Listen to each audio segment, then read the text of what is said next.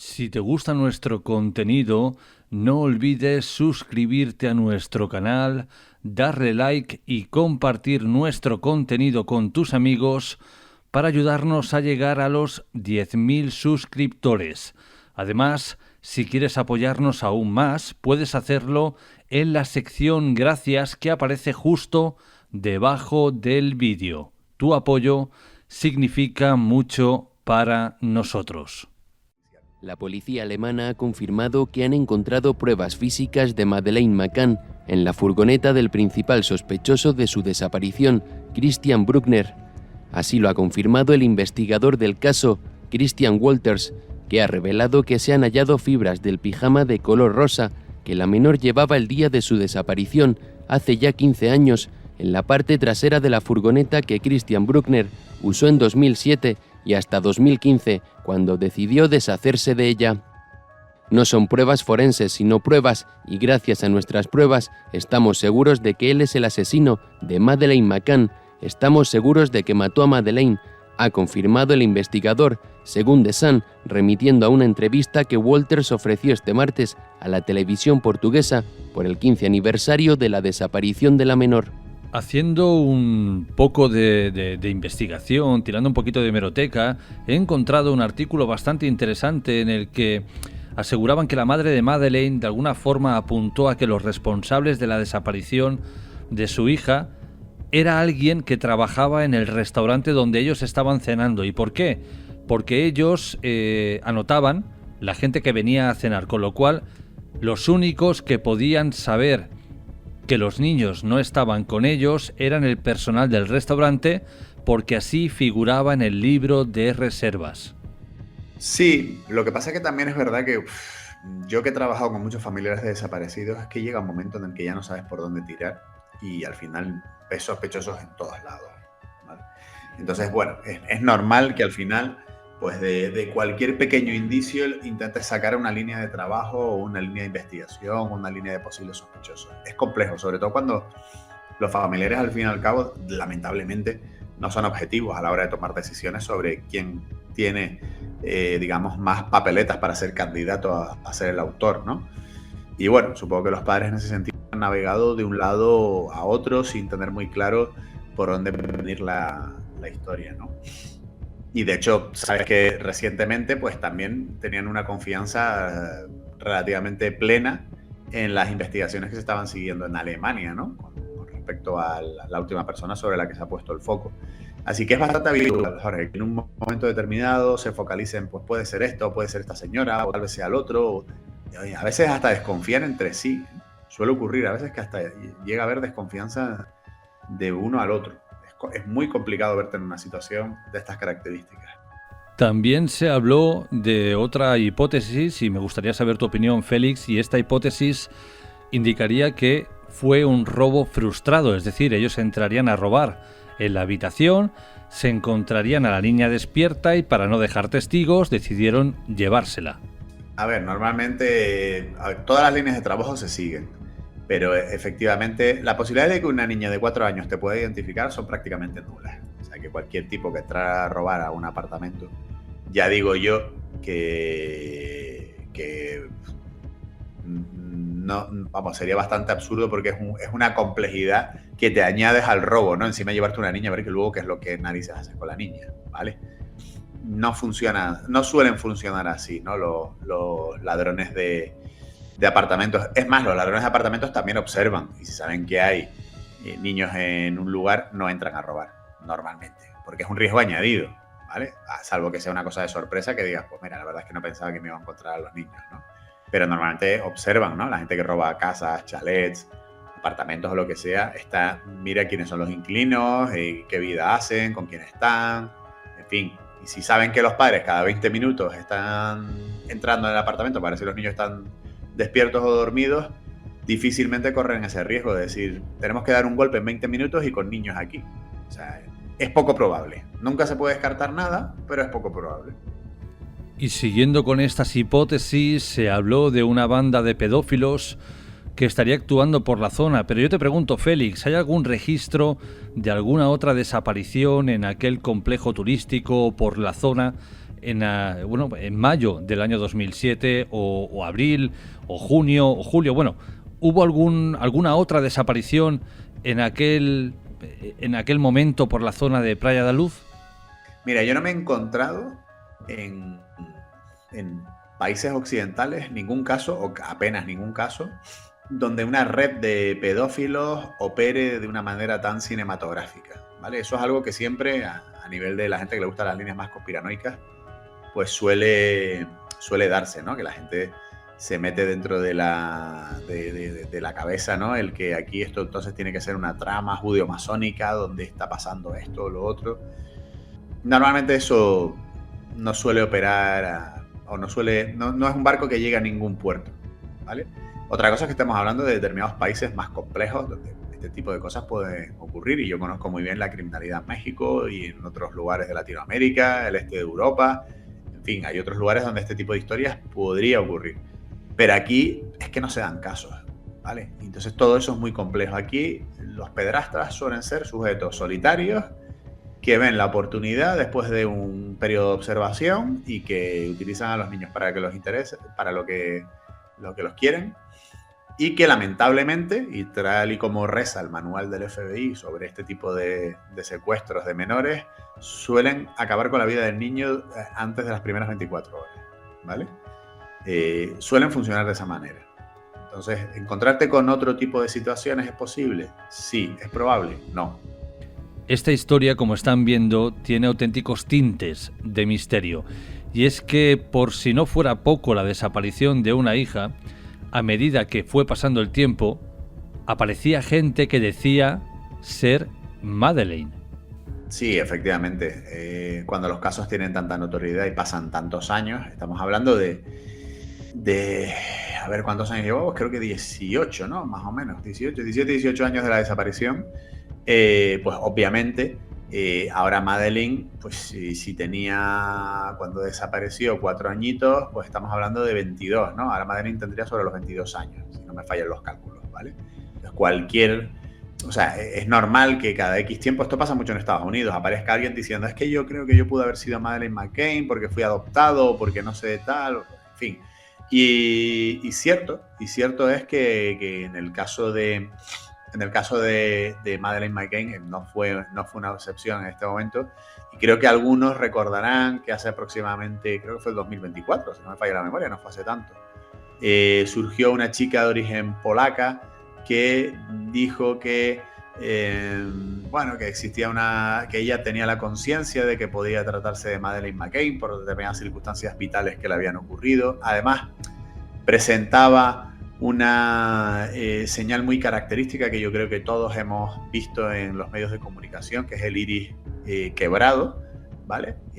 Tal y como ocurría con Madeleine. Y a partir de ahí pues se creó una línea, sobre todo a través de redes sociales, de mucha divulgación en relación a este aspecto del caso, y hubo mucha presión, ¿no? Y al final, de hecho, los padres dijeron que ellos no tenían ningún inconveniente en que esta niña se hiciera pues las pertinentes pruebas de ADN en relación a que pudiera tratarse o no de la propia Madeleine. Pero finalmente pues también quedó descartada, ¿no? Al final pues creo que fue por las propias pruebas de ADN, pues se descartó que esta chica tuviera ningún tipo de relación con los padres, ¿no? Así que esa parte que de estas personas que surgían de manera espontánea diciendo que podían ser Madeleine McCann también quedó en saco roto. Antes, Félix, hemos hecho mención a aquella persona que aseguró que la noche de la desaparición vio a un hombre correr a toda prisa, creo que fue calle arriba, con una niña en brazos. Esta mujer al parecer dio o transcribió la imagen de esta persona y se hizo un retrato robot que tiempo después publicó Scotland Yard. Cuéntanos un poco al respecto de esta historia. Sí, creo que se iba a hacer un retrato robot, con ciertas limitaciones, pero en su momento sí que estuvo circulando el posible esbozo de cómo podría ser el autor del secuestro, siempre que ese testigo evidentemente sí que viera algo real, ¿no? Y que viera algo que tenía que ver con un secuestro, porque También hay que tener en cuenta una cosa, Jorge, cuando un pederasta no sale corriendo con un niño mientras el niño grita, como si fuera el hombre del saco. O sea, normalmente utilizan el engaño. O sea, que lo que ese testigo vio posiblemente fue una persona paseando con un niño de la mano. Otra cosa es que viera algún tipo de actitud sospechosa y, en fin, y que a partir de ahí pues pudiera ser un retrato. Pero sinceramente, y mira que la ciencia, digamos, o el mundo de la infografía forense para realizar retratos ha avanzado muchísimo. Ya no es tanto el artista forense que se le llamaba antes, que es un tío que hacía un dibujo a lápiz y iba escribiendo. Ya la verdad es que se suele hacer de una manera bastante más profesional, ¿no? Y más moderna. Casi se utiliza ya la inteligencia artificial en ese sentido, ¿vale? Tampoco suelen ser muy útiles, ¿eh? Son útiles en términos muy generales si alguien o si es un grupo de testigos quienes ven a un mismo sospechoso, ¿vale? Y aún así se trata de gente que se les parece un poquito. Funciona más bien el tema de los rasgos. Fíjate, en el caso del pederasta de Ciudad Lineal, para seguir hablando del mundo de la pedofilia criminal, por así decirlo, una de las niñas no hizo un retrato robot, pero sí comentó varios rasgos, como que tenía flequillo, que tenía un lunar muy grande, que utilizaba un reloj que era muy musculoso, que utilizaba un reloj muy vistoso.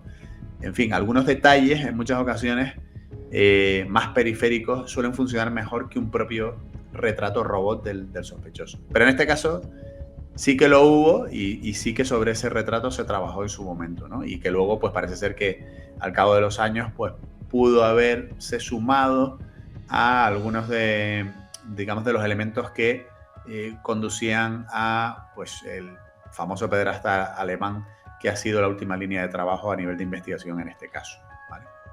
Hacía mención anteriormente a lo del retrato robot porque Scotland Yard en el año 2013 publicó este retrato, hizo mucho hincapié en él, asegurando que la persona que se había dibujado era un suizo que tenía antecedentes por ser pedófilo, que estaba en la zona en el momento y que se suicidó 3 meses después de la desaparición de Madeleine.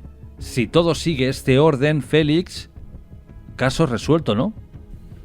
Sí, pero bueno, al final ya digo, el retrato robot era bastante ambiguo y luego, sin embargo, también sirvió de apoyo para la última línea de investigación con respecto a Bruckner, ¿no? El alemán.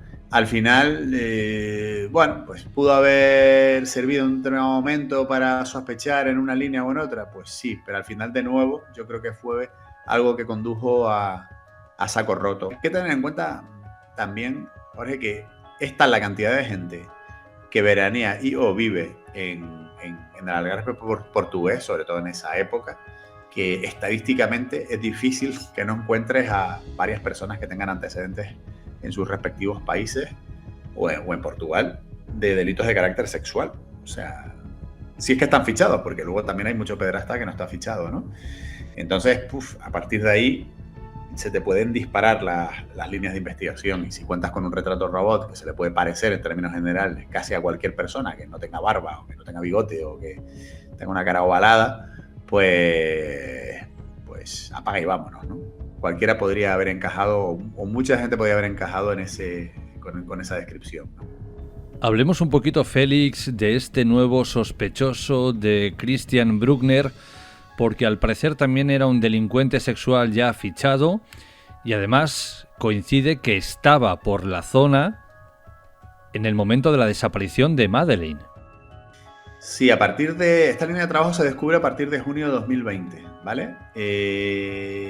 El fiscal alemán de la ciudad de Brunswick, concretamente Christian Wolters, hace público que sigan una pista que posiblemente tenga que ver con el secuestro de Madeleine McCann, ¿no? Concretamente la persona sobre la que en esta ocasión gira el foco es Christian Bruckner, ¿vale? Un sujeto alemán de 43 años que vivía en una autocaravana Volkswagen que le habían prestado en la zona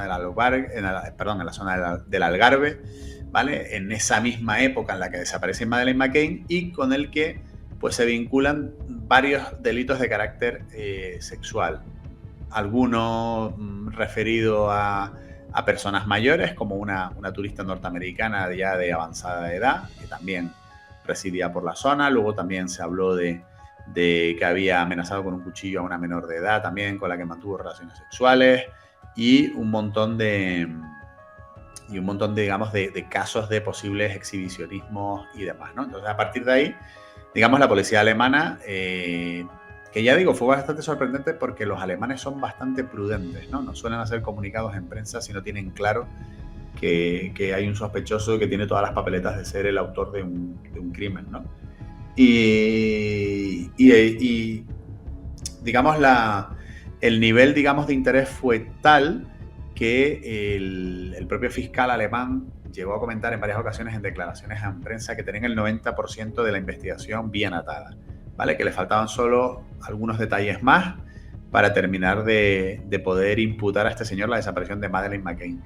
Por cierto, que ya estaba cumpliendo condena en Alemania, pues por todos estos delitos de los que al parecer era sospechoso, ¿no? Que luego, ya os lo adelanto, quedó exonerado recientemente de varios de ellos, ¿no? Con lo cual se preveía que en breve tenía que estar fuera de prisión ya. ¿Y no es cierto, Félix, que este señor Christian Bruckner guardaba recuerdos en forma de Polaroid y de otros, o de vídeos, en los que de alguna forma se veía abusando supuestamente de sus víctimas? Y digo supuestamente porque ya vemos que en esta historia, en la historia de Madeleine McCann, todos son prácticamente especulaciones y suposiciones, porque pruebas a día de hoy hay pocas o ninguna. En el Algarve, en principio, vivía en la furgoneta Volkswagen. En Alemania creo que era donde tenía una especie como de garaje abandonado o algo por el estilo, o nave industrial abandonada donde vivía. Y sí, en las detenciones, en los registros, se le encontró gran cantidad de material pedofílico y fetichista, ¿no? Era un tipo que era bastante morboso en ese sentido y grababa, ¿no? Grababa cosas y también, como la mayoría de los pedófilos, intercambiaba material, ¿no? Entonces, pues efectivamente eso también fue un elemento más que hizo sospechar a la policía alemana de que podía tratarse de la persona autora de la desaparición y asesinato, ¿no? Porque en ese sentido lo daban por hecho, del asesinato de Madeleine McCann. También se discutió sobre unas posibles fibras que se encontraron dentro del vehículo y que se dijo que posiblemente podrían ser fibras también textiles similares a las del pijama de Madeleine. Lo que pasa es que el estudio de fibras normalmente suele ser orientativo. Tú no puedes identificar el que una fibra se corresponda con exactitud con un pijama concreto, ¿vale? Por ejemplo, imagínate que yo tuviera puesto ahora pues un pijama, pues con el pijama que yo llevo puesto en ese momento. A lo máximo que se puede llegar es a que pues el tipo de pintura o de tintes y la propia composición del tejido es similar, ¿no? Pero a veces hay ropas donde esto puede ser coincidente también, ¿no? Este tipo de, digamos, de indicios criminalísticos sirven a veces para descartar, más que para apuntar al 100%. Pero eso fue algo que en su momento la policía alemana comunicó y a lo que le dio bastante importancia. Es que aquí hay que tener mucho cuidado con esto, porque una cosa son pruebas y otra cosa son pruebas científicas, y para poder demostrar después de tanto tiempo que esta persona estuvo en aquel lugar, que se llevó a la niña, que pudo abusar de ella, que luego la mató, o incluso que no hizo nada con ella, tan solo luego la abandonó. Bueno, no, cualquier hipótesis hay que tener pruebas científicas, y de esto me parece, Félix, que como he dicho antes, o poco o nada.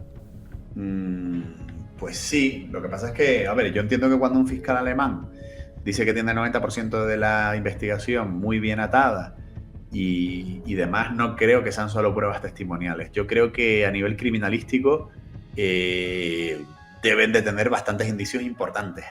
Otra cosa es que luego a eso se le pueda dar, con una buena defensa, se le puede dar la vuelta, ¿vale? Pero, en fin, lo que sí es cierto es que todo este silencio desde hace ya varios años de esas comunicaciones de la Fiscalía Alemana, no se ha vuelto a saber nada más del fiscal Wolters, nadie ha dicho nada más. Se sabe que este señor Bruckner pues, fue exonerado de algunos de los delitos que se le imputaban. En fin, hay un cierto desconcierto, no solo por parte de la familia y del entorno de Madeleine McCann, sino de la opinión pública que sigue este caso con mucho ahínco, de saber pues, qué es lo que va a pasar, o si es que este señor finalmente ha sido descartado, si no ha sido descartado, porque formalmente, o sea, ha sido investigado, pero no tiene el estatus de procesado por la desaparición y muerte de Madeleine McCann. Entonces, ¿qué está pasando? Es lo que se pregunta todo el mundo. Y es algo a lo que a fecha de hoy no tenemos respuesta, ¿eh?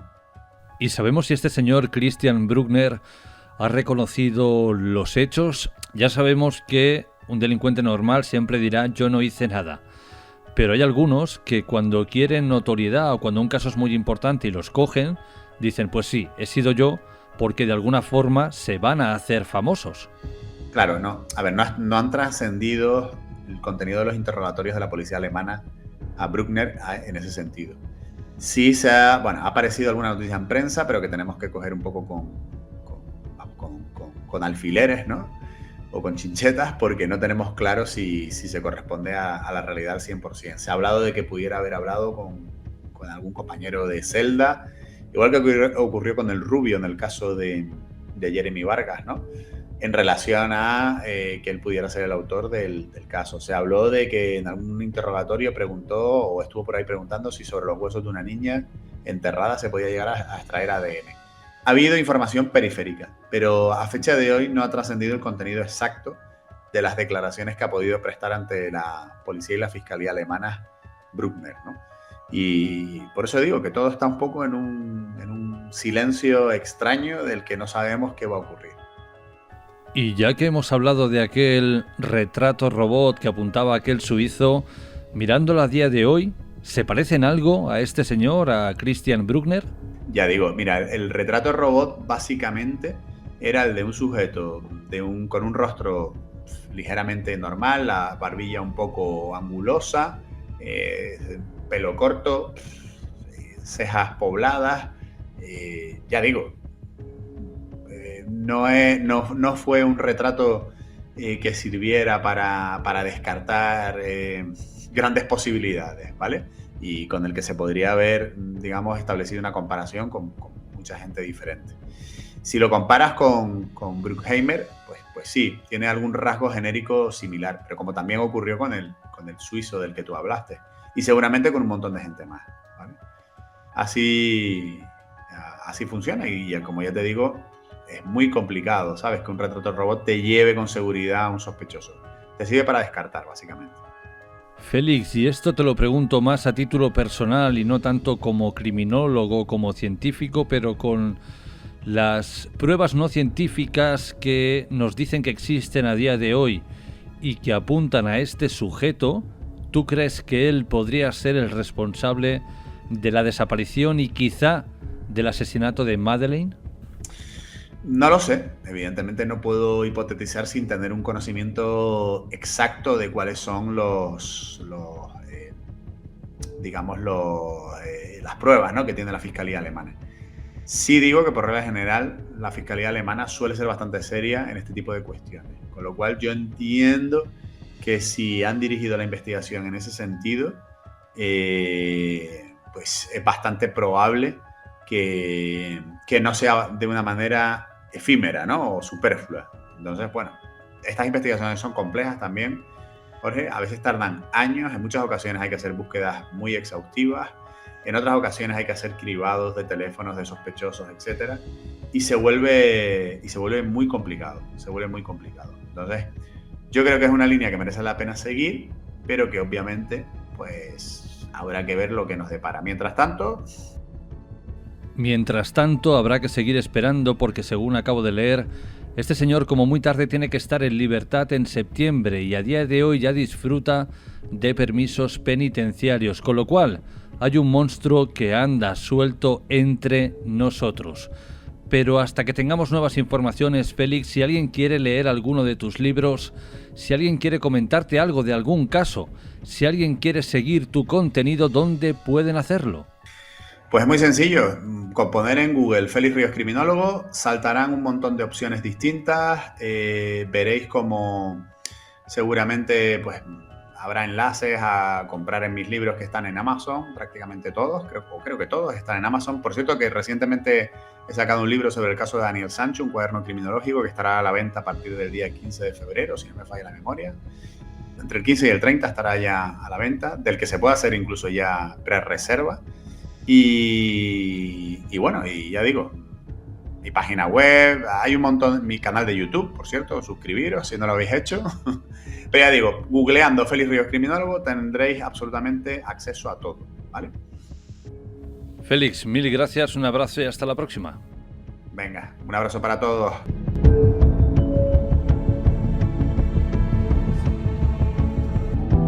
Hazte mecenas de Informe Enigma en iVoox y ayúdanos a seguir creciendo. Tan solo tienes que entrar en la interfaz principal de Informe Enigma y hacer clic en el botón azul que pone Apoyar. Muchas gracias por eso. Gracias por ayudarnos a seguir creciendo.